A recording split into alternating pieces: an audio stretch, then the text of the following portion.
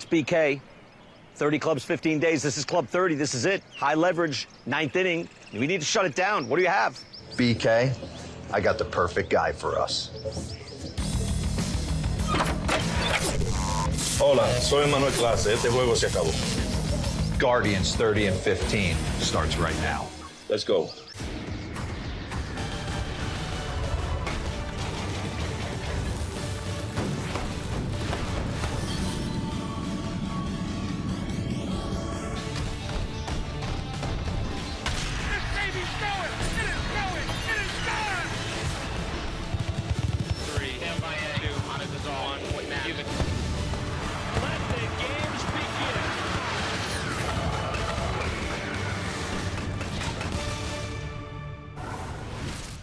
Clubs in 15 days, presented by T-Mobile. Today, we are with the Cleveland Guardians, wrapping up our spring training coverage. The Guardians, 92 wins last year, won the American League Central, and went all the way to the American League Championship Series.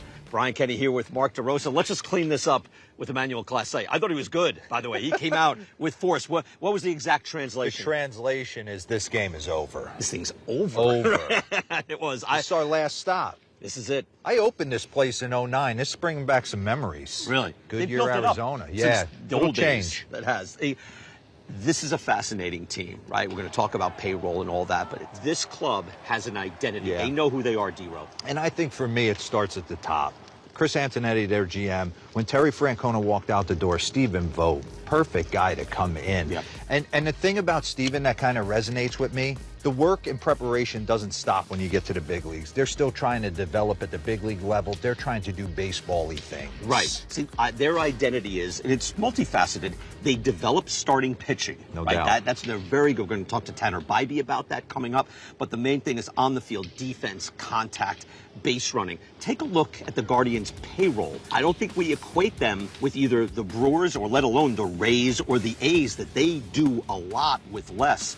Last 5 years, they're in the bottom third. This year, they're projected to be 25th out of 30 clubs. You talk about a stable front office. Chris Antonetti, Mark Chernoff. Yes. They get the most of what they have, and they trust their process. See, even now I'm thinking they're a little light, but I thought that last year too, D-Row, right? And they delivered. One of the things that they have for their identity, an elite killer bullpen. Take a look at the numbers of their top 4 guys. It's the first time in the history of baseball 4 relief pitchers have come through with 70 or more pitching appearances with a sub-2 ERA. Emmanuel Clase with a 0.61. So that is another part of, hey, how do you win at the margins? You have an elite, deep bullpen. It's one of the best we've ever seen. The other thing that they have, why does this work? Yeah. They have a superstar, and it's a superstar who does everything. And I'm no longer saying the most underrated player in baseball. We're done with that. Take a look at the last 8 years of baseball in WAR, wins above replacement. It goes Aaron Judge, Mookie Betts, Jose Ramirez. And we talked to Stephen Vogt later in the show, and he said when he stepped in, what made it so easy is that the best player, the most talented player on his roster was the hardest worker. So you either follow suit or you're not wearing a Guardians uniform. Yeah, it works because he fields. He's the number one third baseman in the game. It's obviously more than just Jose Ramirez, though. Stephen Kwan is one of the Guardians that has emerged. Look at this process, D-Row. I mean, his O-swing percentage, that's how often are you chasing pitches? He's in the top 5. Number 1 is Aaron Judge. Juan Soto is there. Kwan's in the top 5 there. And in contact, he's number 2 behind only Luis Ariz. It's time to dig a little deper into Stephen Kwan. And we are here with the man himself, D-Row, out of nowhere. Here's Stephen Kwan. Stephen, it's great to see you. Yeah, appreciate you guys having me. It's, I'm a big fan of your work. We've spoken on MLB Now because you're the modern process player. You're top 5 in chase and contact, more walks than strikeouts. That's hard, but I want to talk about how your hitting approach did change last year. D-Row was hitting for a ton of power early. He was flirting with 400 for a while. It's pretty cool when you kind of have that attached to you. Like I was telling you, though, it's tough because you want to live in the middle as well. Baseball's always going to regress to the mean. It's a nice high sample. Like, sample size is really small, so you start off high, it's going to get back down to it. So just kind of preparing yourself for that. It was really cool. Kind of seeing it on the board. You try not to look too much. Yeah. Then you see it fall. But, I mean, that's something I could say in the back pocket for years to come. But there was a concerted effort by you last year to get the ball in the air and add more power. Yeah. So I mean, it was the Jose Ramirez effect with the kind of getting the ball in the air. He does such a good job of getting his pitches, pulling in the air, keep everything tight. That's kind of what I was thinking, because we have kind of the similar stature. Probably a little stronger than I am, but I mean, he puts up consistent power numbers all the time. And the offseason before 24, I was kind of telling myself, like, why is he able to do that? And that's kind of what I stumbled upon. Take me through it. Get set up in the box. So Yeah. what was the original mindset when you first broke into the league? Yeah. Letting it get a little bit deeper? Yeah, exactly, kind of that. It was, so obviously I have a bigger kind of leg lift, so it would get up, and it's more of a You timing always mechanism. had the leg lift? I've always had, it's a timing mechanism more than like a power thing. Yeah. But you always see me kind of before, I'd get up, and then I would kind of just put it right back down, so then my hands are able to work, and I can kind of manipulate the bat as I need to. But last year I tried to hit her leverage early in the count, really get that stride out, and now I'm going out to get it. I can stay in the legs, and then now I can stay slotted, catch it out a little more in front. I want to be in that back leg, but not too much, because you don't want to like put all this force in, because now it's going to be efficient coming back out. You just want to be in the ground, stable, and then when you land, you want to be nice and soft. You don't want to be like I had a college coach who said when you're landing, it's like you're stepping on an egg. You want to like be able to like step on it, but not crack it or smash it. So those are kind of the two things. Are you thinking bottom hand to the baseball? Are you thinking anything hands related? No, I'm trying to think actually just like launch from back here, because once I slot from here, all the work's done, and trust the eyes, trust the body, and it gets it all done. What about versus a tough lefty? Anything change? Yeah, it's got to stay inside him. Can't pull them. I mean, especially lefties now, it's all sinker Eliminated slider. side of the field. Exactly. So if you're getting pulley, they're going to see that, and it's one of these, and you're walking back to the dugout. My biggest thing is just staying inside a guy, up the middle, shortstop. I line up the shortstop. I'm ecstatic over that. And then the home runs to the pull side are going to come just by standing inside of it. Oh, extended. There you go. Pleasure speaking with you. Thanks, Your Stephen. approach, again, your whole game. It's good. Your intellectual approach to the game, and congratulations on all the success and best of luck this year. Appreciate you guys. Thanks for having me. The Cleveland Guardians, a team that has made it happen consistently on a lower budget. A big reason why? Let's go back to Jose Ramirez. This is since the start of 2021. Let's break it down. His all-around game, OPS plus. In all of baseball, he is 12th overall. Outs above average as a third baseman, he is 6th. BSR is base running runs. How is he as a base runner?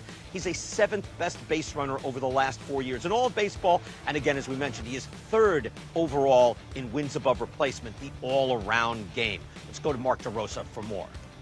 All right, thanks, BK. I'm with Cleveland Guardians superstar, Jose Ramirez. How you doing? Good. Yeah? Feel good? Feel good. What are you working on in camp? Are you motivated? 39 bombs and 41 steals. Are you motivated to get to 40-40 this year? I want to say in Spanish. Sí, tengo muy motivación. That's my motivation this year. I know it's not easy to achieve, but I'm going to keep working harder to get that 40-40 mark and get what I want it to be. I always ask this question. Obviously, you're one of the best players in the game. Was there a moment, was there a season, when did you know, like, hey, Guardians run through me? I think that started back when I was 16. In a way, my commitment to any team that gave me the opportunity, I always felt like that. I wanted to make it to the majors and then stay with one team my whole career. So they gave me the opportunity. That's the way I always focus to being the best player I can be for the Guardians. I interviewed Stephen Vogt last year, and I said, how's it going as a first-year manager? He said, it's easy when your best player's the hardest worker. Where does that come from? Is that mom and dad? Is that something that you've been dealing with your whole career? Since I was a kid, that was the mindset. You know, you got to work harder than the rest. And, you know, maybe that's what helped me throughout my career and allowed me to be the player that I am. And, you know, some credit to my dad as well, because he always pushed me to be better than the rest, because he insisted on me that I needed to work harder than the rest. What's going to be the difference maker this year? You guys get bounced in the ALCS. What gets you over the top this year? I mean, it's really hard to tell from the get-go, but you always go with the mindset that you want to win it all, right? Yeah. And then the good thing is that we have a good group of players, young group of players, and we have what it takes to be able to compete this year. We got a fan question, all right? Alfonso Tay wants to know, who's the funniest teammate you ever had and why? Bueno, Carlos Santana, porque él es una persona que le gusta relajar mucho y cuando uno viene donde él a relajar con él, ya es lo que le quiere hablar de problemas a uno. Por eso yo pienso que él es un tipo muy funny. I think the funniest guy is Carlos Santana. I feel he's always in the right mindset to mess around and just joke around. And you always, when you respond to him, he's always going to give you trouble. So he's a fun teammate to have around. Appreciate it, man. Good luck to you. Thank you. BK superstar Jose Ramirez. Back to you. Hero, thank you. And with Tanner Bibee now, comes off a very good season and a good postseason, too. You had 2 big postseason starts. That has to be enormous pressure because that was a pressure environment last year. Everybody was short of starters. You did very well. What was the key to that?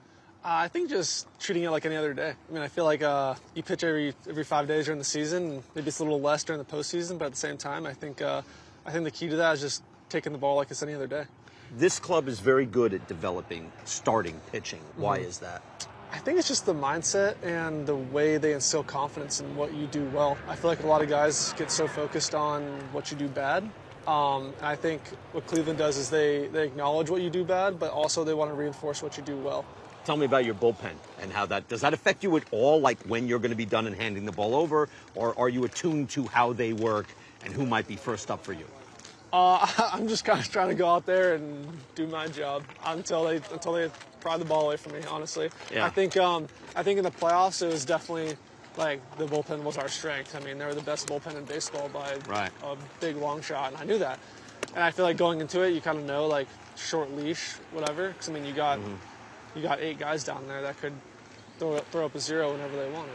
What can you do this year? How far do you think you can go?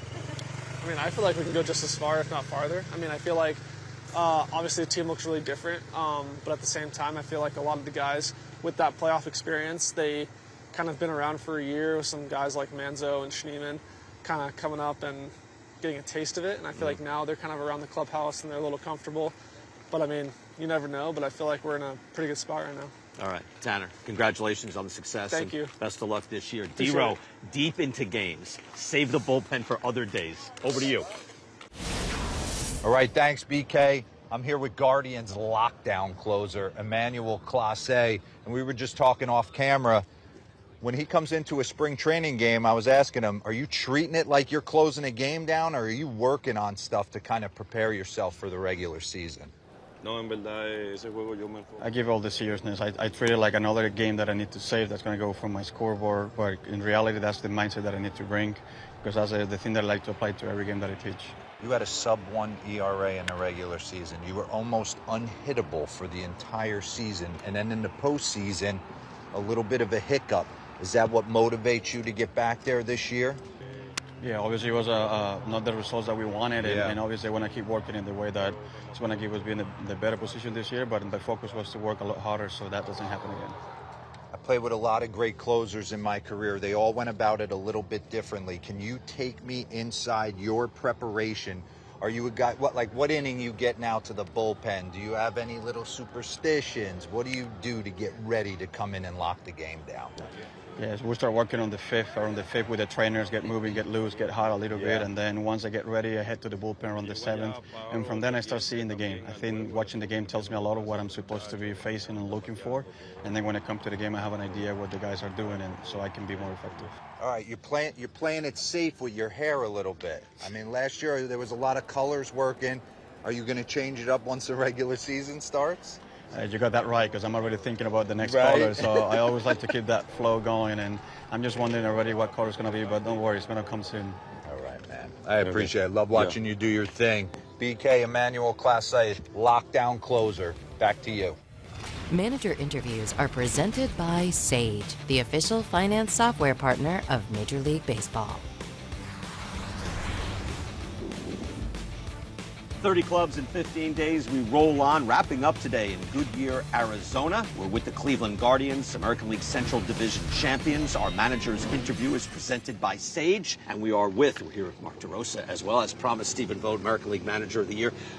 Seriously, congratulations on your season last year, Steve. For you to go year 1 as a manager and do what you did, congratulations to you. Yeah, thank you very much. It was so much fun. I mean, I love watching our guys play. They work hard, they get after it, and fell short of our ultimate goal, but couldn't be more proud of what our guys accomplished last year. What was the job like that perhaps you didn't quite expect? Yeah, I think just the busyness of every day, right? You've got 26 players, there's 19 coaches, there's other staff members, and so every day there's so much to get done and so many people to check in with. So it's really making it through the day, making sure you check in with everybody, we're valued, we're prepared. And our coaching staff did such a great job of preparing for the games. But it's just that. It's the sheer busyness of every single day. It just takes a lot of energy, but it's a blast. I'm not a huge meeting guy, but I think they're called for in certain times. What was your message to the guys this year? You know, what are we here for? We're here to win a World Series, and we're going to work every single day to get there. And you guys raised your floor last year. Yeah. You guys set the bar high for yourselves. That's our new floor.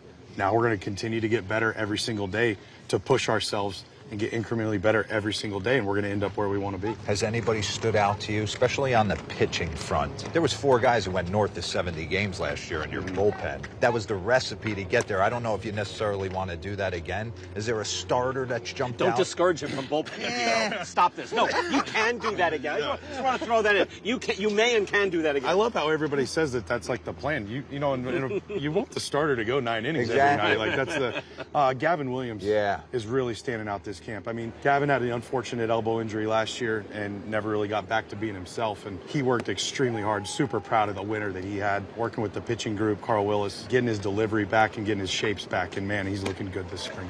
I saw you last year, and I said, how's it going for you? You go, it's easy when your best player is your hardest worker. Can you speak to that, Jose Ramirez? I always say he's a top 5 player in this league that no one talks about. He plays the game the right way. He works hard. He demands his teammates to work as hard as he does. He demands his teammates to run hard out of the box like he does, hustle doubles. Not to mention he's one of the most talented players on the planet. So when your best player sets the example, it makes your job as a manager so much easier because you're not worried about those little things. Give us somebody that might come up this year, break out this year, do significant things. Yeah, I mean, I think we're excited about Chase DeLauder. You know, I think he's somebody who's shown when he's on the field he can play. And, you know, Chase is working extremely hard to keep himself healthy, and the sky's the limit for him, and we're really excited about what he could bring at some point this year. Stephen, congratulations on the success, Manager of the Year, and everything coming back for year 2. Let's get more on some Guardians prospects. Let's go to Jonathan Mayo. Thanks, BK. Obviously, this farm system brought a lot of talent to the big leagues last year. A big reason why Cleveland won as many games as they did in 2024. They replenished with the draft class led by Travis Bazzana, the #1 overall pick. A lot of bats at the very top of this system, but they filled in the back with some high school arms in that draft class as well. If you want to check out the entirety of the new Guardians Top 30, go to MLB.com/pipeline. Right now, we're with that #1 overall pick, Travis Bazzana. And Travis, thanks for taking some time.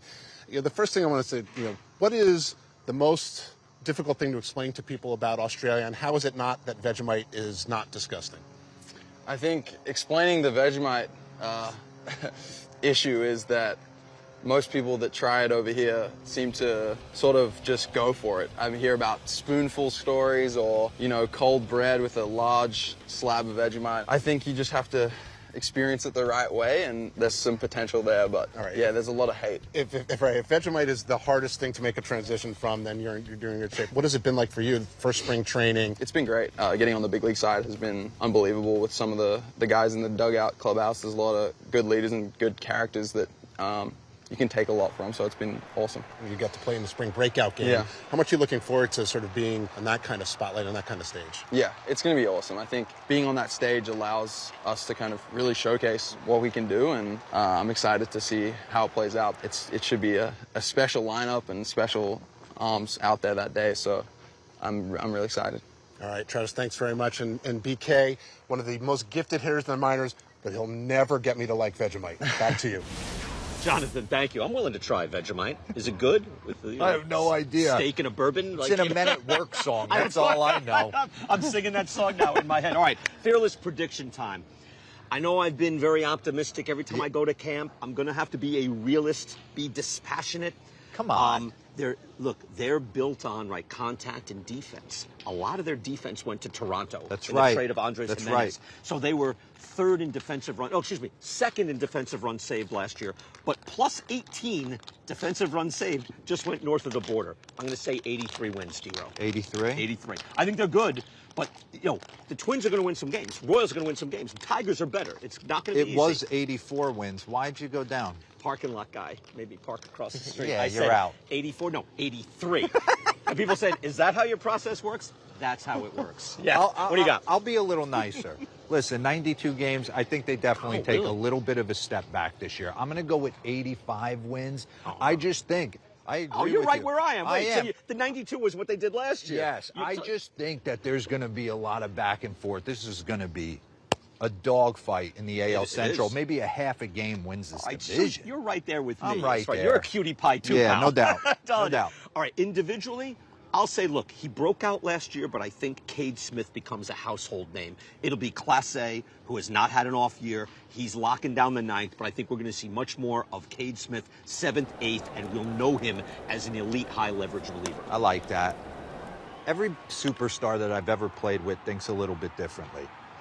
Jose Ramirez last year, 39 homers, 41 stolen bases. You think he doesn't want 40-40? That's what's motivating him this year. I'll give him 40-40 this year. He gets there. Well, that'll do it for our coverage of 30 clubs in 15 days here in Arizona and overall as we finish things up with the Cleveland Guardians, division champions 2 of the last 3 years. For more 30 clubs in 15 days spring training coverage, log on to MLB.com.